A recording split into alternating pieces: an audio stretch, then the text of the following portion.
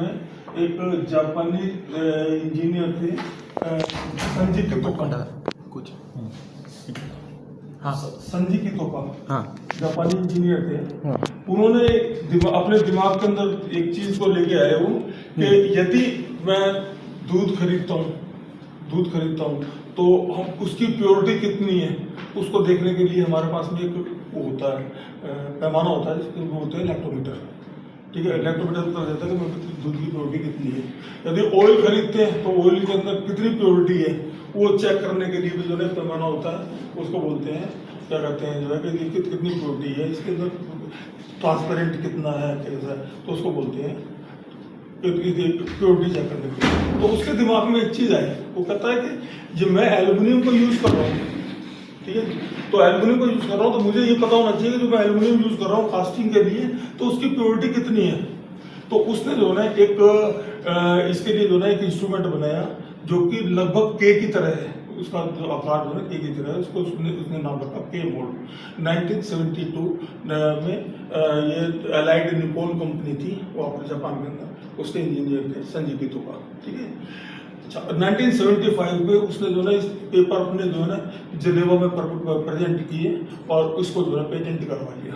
ठीक है, अभी क्या होता है कि हम जो है एल्युमिनियम को पहले एक रोड बना लेते हैं और इसको ब्रेक करते हैं। ठीक है, ब्रेक करने के बाद में हमारे पास में जो है इस तरह का स्ट्रक्चर आ जाता है समथिंग। तो इसके अंदर हम ये देख लेते हैं कि ये यहाँ ड्रोस है या हार्ड स्पॉट है क्या है। ठीक है, तो इसको बोलते हैं फ्रैक्चर टेस्ट। इसको क्या बोलेंगे, फ्रैक्चर टेस्ट। तो मैंने फ्रैक्चर करके देख लिया कि इसमें जो है क्या क्या प्रॉब्लम है। अब सपोज मैंने तोड़ा यहाँ से और कमी यहाँ पर है या इधर है प्रॉब्लम है, तो हमें तो पता नहीं लगाना है, हम तो यहाँ पर तोड़ नहीं आप कर रहे बहुत बढ़िया है। ठीक है, और अगर हमने यहाँ पर अगर प्रॉब्लम नहीं आ रही है और इधर प्रॉब्लम आ रही है तो मतलब पता नहीं लग पाएगा इसका कि भाई क्या समझ प्रॉब्लम क्या है। तो उसने क्या किया, एक मोल्ड को डिजाइन किया, उसमें इसने नोच बना दिए, ये नोच बना दिए। अब जब मेटल को इसके अंदर फ्लो करेंगे, एक पार्ट ये हो गया और एक पार्ट इसके ऊपर होता है और यहाँ से जो है ना मेटल को पोर करते हैं। ठीक है, तो जब मेटल पोर करेगा तो मेटल यहाँ से ऐसे जाएगा, जब मेटल ऐसे जाएगा तो यहाँ क्या हुआ, ये गेट बन गया, ओवरफ्लो गेट बन गया यहाँ पर। अब यदि कोई भी इंक्लूजन होगा या कोई भी नॉन मेटलिक पार्ट होगा वो क्या होगा, यहाँ इकट्ठा हो जाएगा। ठीक है, मतलब यहाँ पर अटक जाएगा और हम तोड़ेंगे भी यहीं से। ठीक है, तो हमें पता लग जाएगा कि हम हमारे मेटल के अंदर इंक्लूजन है या नहीं है, या हमारे मेटल के अंदर नॉन मेटलिक इंप्योरिटीज है या नहीं है। आगे सुनिए, that is the difference between fracture test and K mould test. Okay, अच्छा, अब इसने जो है ना इसका एक फॉर्मूला बनाया। जब किसी चीज को जो है ना मतलब इम्प्लीमेंट करने के बाद फार्मूला तो होना चाहिए, डेफिनेशन भी होनी चाहिए, फार्मूला भी होना चाहिए। तो उसने एक फार्मूला बनाया कि K is equal to S upon N, right. अब K तो उसकी वैल्यू हो गई, प्योरिटी वैल्यू, कि आपने जो मेटल जो हमको दिया है कास्ट करने के लिए या जो भी हमें अलॉय पर भेज रहे हो या हम जो कास्ट करने के लिए जो मेटल को जा रहे हैं उसकी जो है K वैल्यू क्या है। ठीक है, तो K तो वो हो गया, S हो गया कि हमने जो है ना कितने सेगमेंट, अब यदि हम इसको उठा के यहाँ पर लेके आए तो ये इस तरह का हो जाएगा। ठीक है, ऐसे समथिंग इस तरह से हो जाएगा। ठीक है, तो एक सेगमेंट तो ये हो गया, एक सेगमेंट ये हो गया, यानी इसमें दो सेगमेंट हो गए।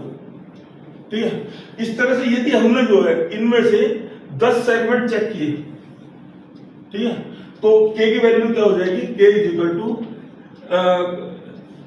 क्या नाम है ये N जो 10 हो गया। और हमें जो कितने इंक्लूजन मिले विजुअली कितने इंक्लूजन मिले, सपोज दो इंक्लूजन मिले हमको, 10 चेक किए, 2 इंक्लूजन मिले, तो हमारी K की वैल्यू होगी 0.2,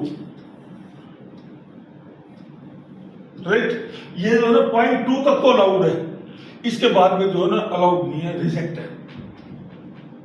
इसको बोलते हैं K value. K is equal to, उसका formula K is equal to S upon N। ठीक है। अब यदि आप जैसे कोई अलॉय वगैरह सेल, जैसे मैं एक बात कहता हूँ कि मैंने किसी पार्टी को अलॉय सेल किया, बेचा, उसको बोल दिया, उसने बोला जी सिलिकॉन मेरा इतना होना चाहिए, कॉपर इतना होना चाहिए, आयरन इतना होना चाहिए, जिंक इतना होना चाहिए, पुराना इतना होना चाहिए, और वो सारा सेम है जो उसने मांगा। हमने chemical composition as it is जो उसने मांगी वो दे दी विद इन रेंज, लेकिन उसके अंदर जो है नॉन मेटेलिक इम्प्योरिटी जो है वो तो स्पेक्ट्रोमीटर नहीं बताएगा। तो नॉन मेटेलिक इम्प्योरिटी कौन बताएगा? वो बताएगा कि तो अब जो है कोई भी रिपोर्ट जाती है ना अलॉय में, मतलब कास्टर के पास में, अलॉय मैन्युफैक्चरर के पास है, तो उसमें जो है ना के की वैल्यू लिखनी जरूरी है। अब के की वैल्यू भी लिखनी जरूरी है, और मैं आज यहाँ पर जो है एक फलसफा भी छोड़ के जा रहा हूँ मैं कि के साथ साथ जो है ना आपको रेडिएशन आर की वैल्यू भी देनी जरूरी है। यदि आप रेडिएशन की वैल्यू नहीं दोगे तो आपका माल सेल नहीं होगा। ये आपको गवर्नमेंट ऑफ इंडिया को लिखना पड़ेगा, ये इम्प्लीमेंट करवाना पड़ेगा। यदि इम्प्लीमेंट नहीं करवाओगे तो क्या नाम से जो है हिंदुस्तान के अंदर बीमारी बढ़ जाएगी, कैंसर के रोग बहुत ज्यादा बढ़ जाएंगे। वो भी एक लिमिट, जैसे इसके अंदर 0.2 लिमिट दी हुई है ना, तो इसकी भी रेडिएशन की वैल्यू भी लिमिट में होनी चाहिए या नहीं होनी चाहिए। जैसे पहले जो है ना वो नहीं देते थे, उसकी वैल्यू नहीं देते थे, क्या नाम से स्लज फैक्टर, पहले स्लज फैक्टर कहाँ देते थे? अब जो है सबसे पहले जो है ना जब वो रिपोर्ट देखते हैं तो पहले देखते हैं स्लज फैक्टर कितना है। स्लज फैक्टर पता नहीं किसे कहते हैं? पता है वो कितना नीचे do you know what is sludge? What are the like sedimentation हो जाएगा। हाँ, स्लज फैक्टर होता है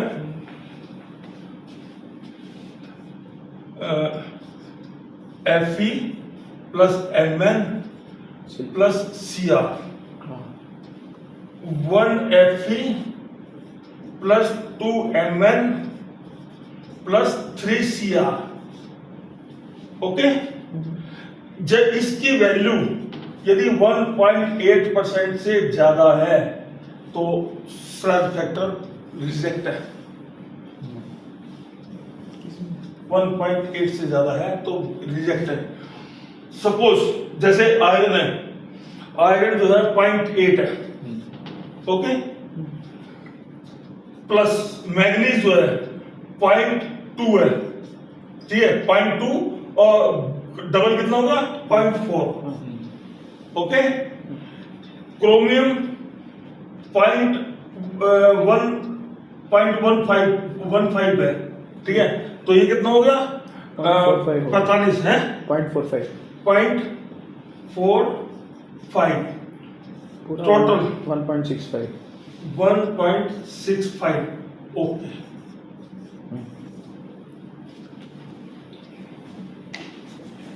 वेट परसेंट। हाँ, और यदि ये 1.8 से ज्यादा हो जाता है, क्योंकि ज्यादातर यही वो करता है, ये 1.2 हो गया सपोज, यही ज्यादा डिस्टर्ब करता है, तो टोटल कितना हो गया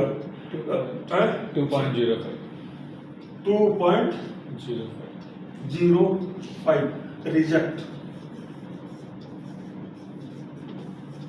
ये मटेरियल जो है इसके अंदर क्या होगा, जब इसको मेल्ट करोगे तो नीचे गाद जम जाएगी जिसे स्लज बोलते हैं। स्लज फैक्टर ज्यादा हो गया, और ये स्लज क्या होता है, ये ऑक्साइड्स होते हैं, ऑक्साइड्स नॉन मेटेलिक मतलब ऑक्साइड्स होते हैं जो कि कोगुलेट होके कोगुलेशन फॉर्म में आके हैवी हो जाते हैं, कोगुलेशन फॉर्म में आके हैवी हो जाते हैं, भारी हो जाते हैं, और नीचे आके सेटल हो जाते हैं। इसको टेस्ट नहीं कर सकते आप, स्पेक्ट्रोमीटर पे टेस्ट करोगे टेस्ट होंगे नहीं, क्योंकि ऑक्साइड है, ऑक्साइड इस पर नहीं जाएगी। ये rule applicable to cast and wrought alloys दोनों को? रॉड में तो हो ही नहीं सकता, क्योंकि आयरन उसके अंदर वैसे ही कम होता है, लेकिन मैंगनीज ज्यादा होता है कभी। हाँ, तो स्लज दैट्स कॉल्ड स्लज है ये, मतलब ये स्लज फैक्टर है। स्लज फैक्टर जो है वो हर एक एल्युमिनियम के ऊपर अप्लाई होता है। ये जो वो है क्या कहते हैं, हाँ, ये क्या बोलेंगे इसको, फंडामेंटल है एक तरीके से। ये नहीं है क्या कास्ट लॉ पे ये हो रहा है ये, या रोड पे ही हो रहा है ये, या सेक्शन पे हो रहा है, शीट के ऊपर है, किसी के ऊपर भी अप्लाई हो सकता है। एनी स्पेसिफिक रीजन सर ये 3 एलिमेंट आयरन मैंगनीज क्रोमियम, हाँ ये तीनों एनी स्पेसिफिक रीजन ये तीनों को लिया है। अब ये तो इतना तो मैं डेप्थ में नहीं गया, वही Okay. घूम फिर के वही बात आती है फेज रूल वाली। अच्छा फेज रूल जो है ना मतलब कभी मैंने पहले स्टडी की थी, अभी मेरे को ज्यादा नॉलेज नहीं है, आप लोगों को ज्यादा नॉलेज है, आप मेटलर्जिस्ट हो, क्योंकि क्या होता है हर चीज हर एक का डायग्राम होता है। ये सपोज ये सिलिकॉन का हो गया, ये मैग्नीज का हो गया, ये क्रोमियम का हो गया, तो कौन सा मेटल जो है ना ये बेस है, कौन सा मेटल किसके अंदर कितना घुल सकता है, अप जा रहा है तो क्या होगा, डाउन जा रहा है तो क्या होगा, और कितने टेम्परेचर पे है। ये इसके लिए जो ना मेरे को फिर से जो ना किताबें पढ़नी पड़ेगी जो मैंने नोट्स बना रखे हैं। इसको फेज डायग्राम का कौन सा मेटल किसके अंदर कितना खप सकता है। आपको एक चीज और बताऊंगा, शायद आपको नॉलेज में नहीं हो, सिलिकॉन जो होता है ना, एक बहुत अच्छी इंटरेस्टिंग कहानी बता रहा हूँ मैं, मतलब स्टोरी बता रहा हूँ मैं, मतलब जो है एल्युमिनियम के अंदर हम लोग जो है ना पागल हैं, सिलिकॉन डालते हैं, कॉपर डालते हैं, मैग्नीज डालते हैं, मैग्नीशियम डालते हैं, फलाना डालते हैं, क्यों डालते हैं? हमने एल्युमिनियम का तो पुर्जा बनाना है, तो फिर ये आलतू फालतू क्यों डालते हैं? उसको डालना, घोलना, करना क्यों करते हैं? जब एल्युमिनियम का पुर्जा बनाना तो एल्युमिनियम को करा और पुर्जा बना लो, क्यों बनाते हैं? कभी सोचा इस बारे में? अलॉय है ना सर वो सब, क्यों बनाते हैं? मतलब क्यों बनाए? अलग अलग एप्लीकेशन क्यों बनाए? ज्यादा स्ट्रांग बने, क्यों बनाए? स्ट्रेंथ। क्यों बनाए? क्यों नहीं बनाते हम तो एल्युमिनियम से कर लेंगे, प्लास्टिक कर लेंगे। एल्यूमिनियम तो बहुत सॉफ्ट है ना, 70 भी नहीं है उसका MPa। उसका 2 रीजन है। हाँ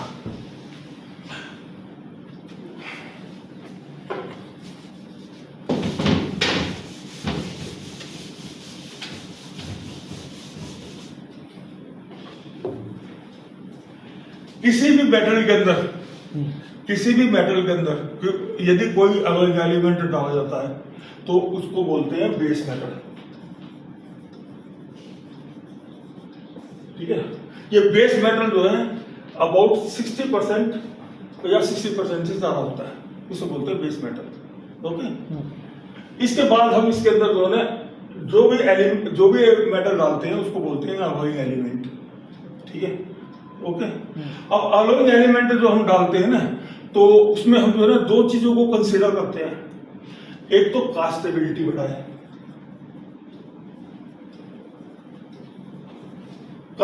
बढ़ाए, ठीक है, और दूसरा जो है ना कास्टिंग के बाद में प्रोसेस को मतलब मेंटेन करके रखें, और तीसरा जो होता है कि उसकी स्ट्रेंथ को लेके है, जो हमें स्ट्रेंथ चाहिए। जो कास्टेबिलिटी को बढ़ाने वाला एलिमेंट है ना वो कास्ट अलॉय के अंदर होता है सिलिकॉन,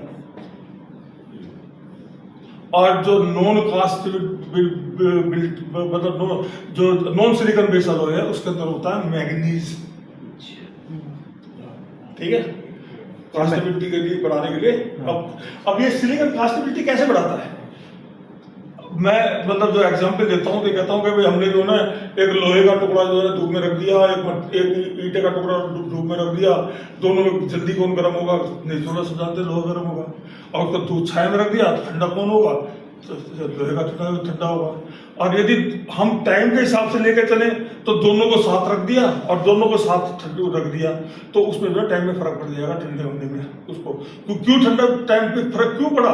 क्योंकि जिस समय लोहे का टुकड़ा ठंडा हो रहा था तो जो ब्रिक्स का टुकड़ा है ना उसके अंदर हीट कंडेंस थी, वो कहती है मेरे पास में है, मैं तेरे को ठंडा नहीं होने दूंगी।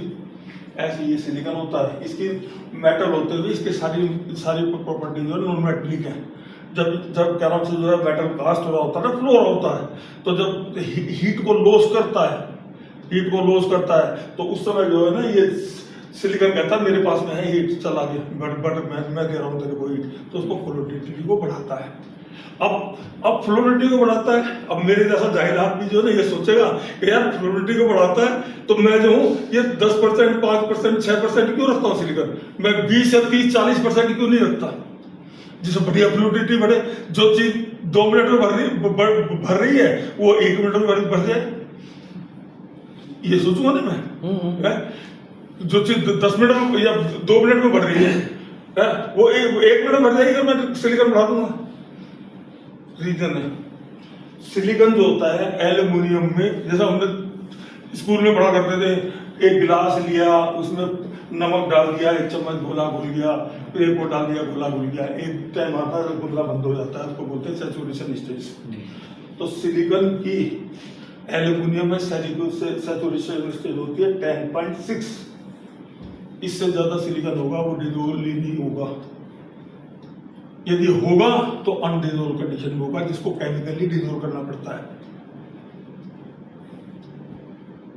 कोई भी अलॉय ले लो, कास्ट अलॉय, उसमें या तो 12% होगा या 8 या 9% होगा, बीच क्या है 10.6। ठीक है। अब इसके बाद में हम कहते हैं यार ये कास्ट तो कर दिया हमने, अब इसकी मशीनेबिलिटी करनी है, कुछ चमकाना भी है, वो करना है। अगर हमें ये कास्ट करेंगे तो क्या होगा, उसमें खुदरा बनाएगा, कॉपर डाल दिया, निकल डाल दिया, जिससे जो है उसके अंदर स्मूथनेस आ गई। ठीक है। फिर कहते नहीं यार इसको जो ना हमें अपने हिसाब से हार्ड करना है या सॉफ्ट करना है या डक्टिलिटी लानी है, उसके लिए फिर मैग्नीज या हाई स्ट्रेंथ है तो निकल या क्रोमियम। अच्छा, अब कहेंगे यार इसको जो है और स्ट्रेंथ चाहिए, इसके अंदर और स्ट्रेंथ चाहिए, तो जब और स्ट्रेंथ के लिए जब बात आती है तो उसके अंदर क्या करते हैं कि इसके अंदर जो है वो क्या नाम है, इसका जो है मतलब वो करते हैं रिफाइनिंग, टिटेनियम, बोरोन, हाँ टिटेनियम, बोरोन, और क्या कहते हैं आपका मॉडिफायर जो है वो मतलब इसकी जो है शेप चेंज करती, इसको स्ट्रेंथ बढ़ाती है। शेप चेंज करने का मतलब पता क्या होता है, शेप चेंज करने का मतलब क्या होता है। मेरे पास में एक दीवार है, मेरे पास मतलब मैंने दीवार बनानी है, मैंने एक दीवार बनानी है, मेरे पास जो है पत्थर पड़े हैं, डिफॉर्म पत्थर पड़े हैं। ठीक है। अब मुझे जो है एक तो पत्थर की दीवार और एक दीवार होती है ईंट की, तो ईंट को तो साथ में लगाते चलते हैं ना। अब पत्थर को साथ में लगाओगे तो क्या होगा, उसके अंदर एयर वैकेंसी बन जाएगी, एयर वैकेंसी बन जाएगी, गैप बन जाएगा। ठीक है। तो ये मॉडिफायर क्या करता है, ये क्या करता है, इनको जो है इनकी शेप को एक ऐसा बना देता है, हेक्सागोनल स्टेज है कौन से, ऐसा बना देता है कि एक दूसरे से चिपक जाते हैं, उससे इसके अंदर स्ट्रेंथ आ जाती है, मेटल के अंदर स्ट्रेंथ आ जाती है। दूसरा तरीका क्या होता है, जब हमने अलॉय बनाया तो अलॉय के अंदर 2 तरह के मेटल डालते हैं हम, वो किसी भी अलॉय के अंदर 2 तरह के मेटल डालते हैं अलॉय एलिमेंट। एक अलॉय एलिमेंट वो होता है जिसका मेल्टिंग टेम्परेचर जो होता है बेस मेटल से ज्यादा होता है, एक का होता है बेस मेटल से कम होता है। जिसका बेस मेटल से ज्यादा होता है वो ग्रेन के रूप में होते हैं, जैसे आप दिखा रहे थे, ग्रेन के रूप में मिलेंगे। और जिनका मेल्टिंग टेम्परेचर कम होता है वो थक्के के रूप में होंगे। वो क्या होता है, जिस समय सोलिडिफिकेशन होता है कास्टिंग का, तो जो मॉलिक्यूल जो है वो सोलिडिफाई हो गए, उनके बीच में जो गैप बना ना, तो जो गैप बना तो उस समय जो है ना ये हो गया तुम्हारा मैग्नीशियम हो गया, आपका क्या कहते हैं टिन हो गया, लेड हो गया, एलईडी लेड हो गया, जिंक हो गया, कैडमियम हो गया। तो ये होते हैं, ये उस समय मोल्टन कंडीशन में होते हैं। वो क्या करते हैं कि जहां वो गैप बना हुआ ना उसके अंदर घुस गए, जैसे पत्थर की दीवार के बीच में मसाला डाल देते हैं ना, तो ऐसे वो घुस जाते हैं और फिर सोलिडिफाई होते हैं। सोलिडिफाई होने के बाद क्या हुआ, जो एयर वैकेंसी जो है ना, एयर गैप है वो रिड्यूस होता है, खत्म हो जाता है, ना के बराबर हो जाता है, तो उससे स्ट्रेंथ आ जाती है। तो ये वाले एलिमेंट है ना, ये क्या होते हैं, स्ट्रेंथ लाते हैं। ये स्ट्रेंथ लाते हैं, और जिनका टेम्परेचर हाई होता है वो मशीनेबिलिटी और वो उस मैकेनिज्म के अंदर हेल्प करते हैं।